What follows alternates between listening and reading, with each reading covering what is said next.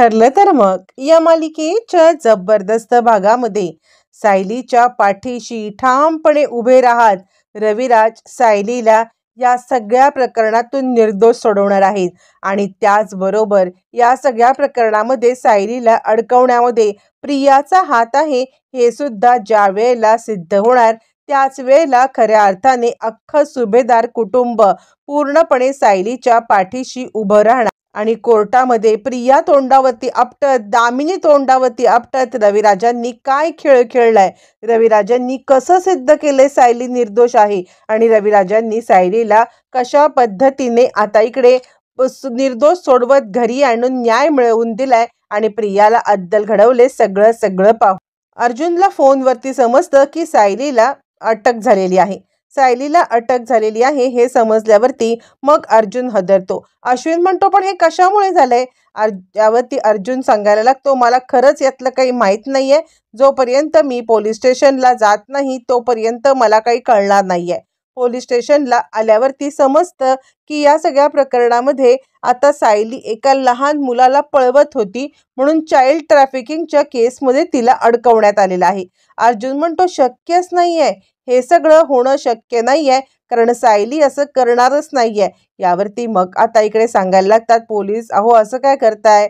त्या मुलीच्या आई वडिलांनी सुद्धा आता कंप्लेंट केलेली आहे की या सगळ्यामध्ये ती आता लहान मुलाला घेऊन त्यांच्या पळून जात होती. असं म्हटल्यावरती मग मात्र या सगळ्यामध्ये इकडे अर्जुन म्हणतो मला सायलीला भेटायची परवानगी मिळेल पण ही गुन्हा किंवा हा जे काही इतकं हे असतं हा गुन्हा खूप मोठा असल्यामुळे या सगळ्यामध्ये आता सायलीला भेटण्याची सुद्धा परवानगी अर्जुनला दिली जात नाही जेणेकरून त्याला विचारता येईल की काय प्रॉब्लेम आहे. पण असं काही करताच येत नसतं आणि त्यामुळे अर्जुनला या सगळ्यामध्ये आता सायलीला भेटता पण येत नाही. बाहेर आल्यावरती ऑलरेडी साक्षी आणि प्रिया या दोघींनी पूर्णपणे आता तयारी केलेली असते ती म्हणजे अर्जुनला अडकवण्याची आणि अर्जुनच्या विरोधात कंप्लेंट फाईल करत याच्या बायकोने आता इकडे लहान मुलाला पळवलेलं आहे हे सगळं आता सिद्ध करण्यासाठी पत्रकार येतात आणि तुमच्या बायकोची तरी सुद्धा तुम्ही केस लढणार का. तुमची बायको एक लहान मूल पळवते आणि या आरोपामध्ये तिला आता तुम्ही सपोर्ट करणार का असं म्हटल्यावरती अर्जुन काहीच बोलत नाही आणि वाऱ्यासारखी ही बातमी मीडियाने पसरवलेली. मग इकडे अर्जुनला रविराज भेटायला येतात आणि हे बघ तू काहीही काळजी करू नकोस कारण माझा सायलीवरती पूर्णपणे विश्वास आहे. हे असं तरी काम सायली करणार नाही. यावरती अर्जुनला खूपच आनंद होतो. म्हणजे आता इतकं सगळं होऊन सुद्धा सायलीबद्दल की रविराज किल्लेदार स्वतः सिनियर असा विचार करतोय ही खूप मोठी गोष्ट आहे आणि स्वतःहून येऊन आता इकडे सायलीची तो भेट घेत असतं म्हणजे सायलीसाठी अर्जुनची भेट घेत असतो. त्यावेळेला मग आता रविराज म्हणतात हे बघ मी तुझ्या सपोर्टमध्ये आहे. काहीही झालं तरी सुद्धा या सगळ्यामध्ये आता जे काही घडतंय ते सायलीने केलेलं नाहीये.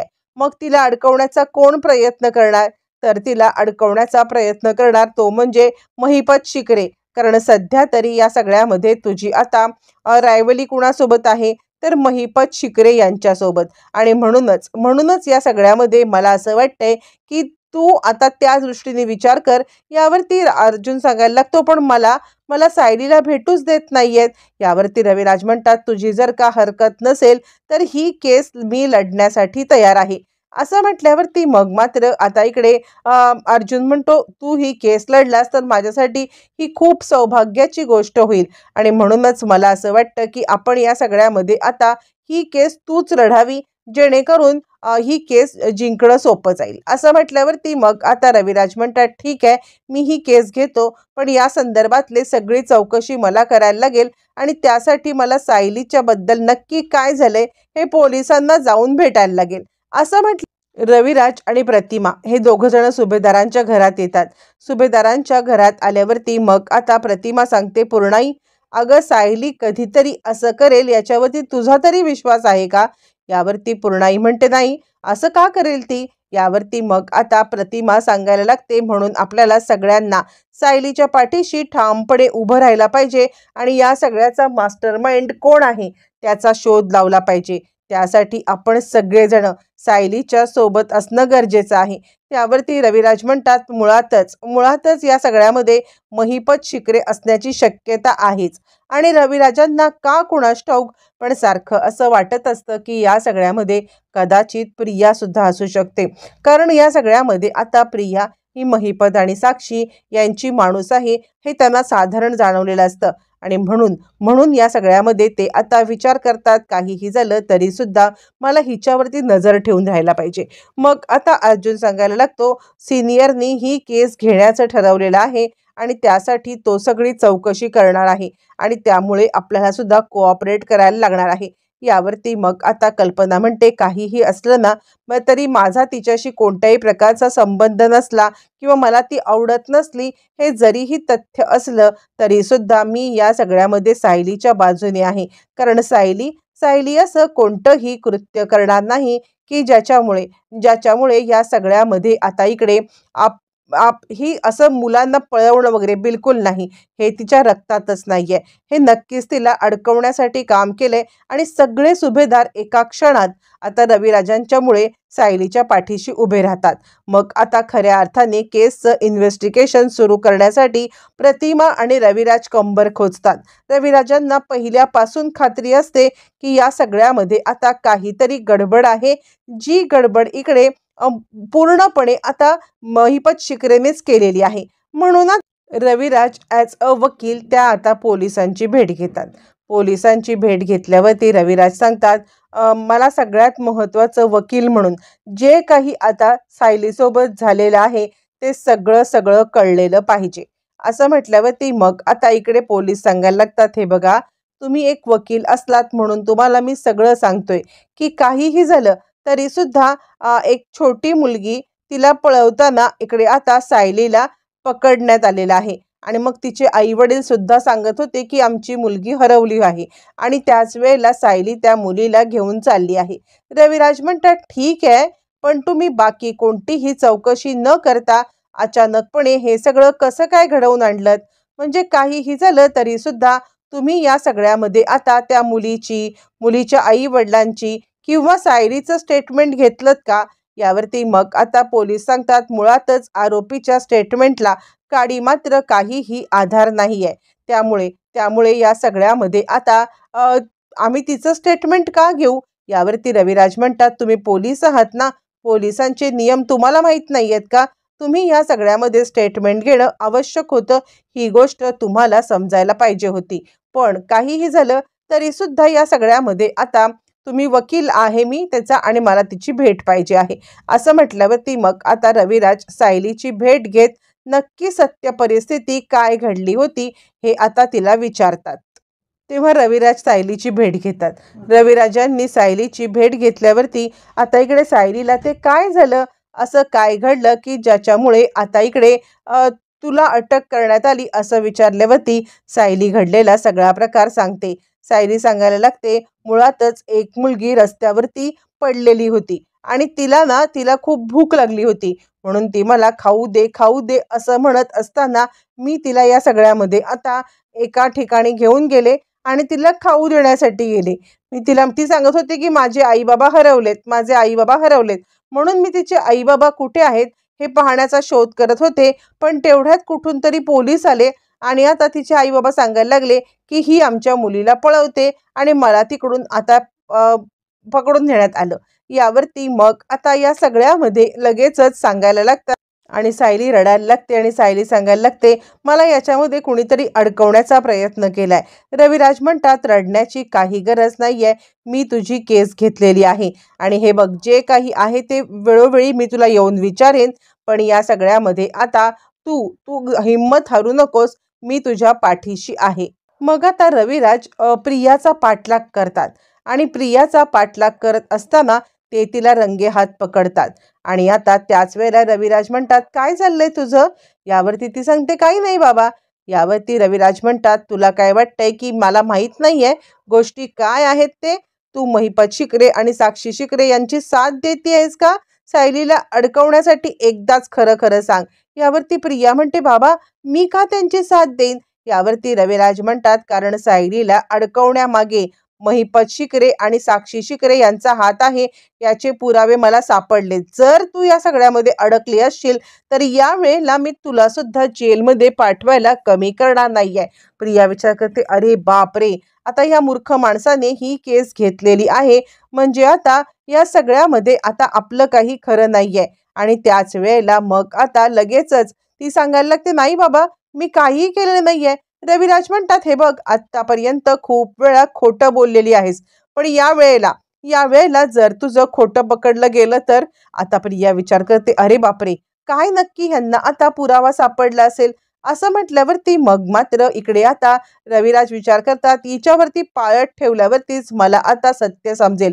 मुद्दामच रविराजांनी तिला डिवचलेली असते जेणेकरून ती आता महिपत आणि आता साक्षी यांच्याकडे जाणार आणि आपला प्लॅन समजलेला आहे हे सांगणार. म्हणून रविराजांनी रचलेला हा ट्रॅप असतो. त्यानंतर तसंच प्रिया इकडे नागराजला पहिले भेटायला येते.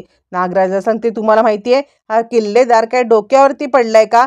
या किल्लेदारनी ह्या सायलीची केस घेतले आणि हे सगळं महिपतनी केलेलं आहे. माहितीये का, हा महिपत काही चांगला माणूस नाहीये.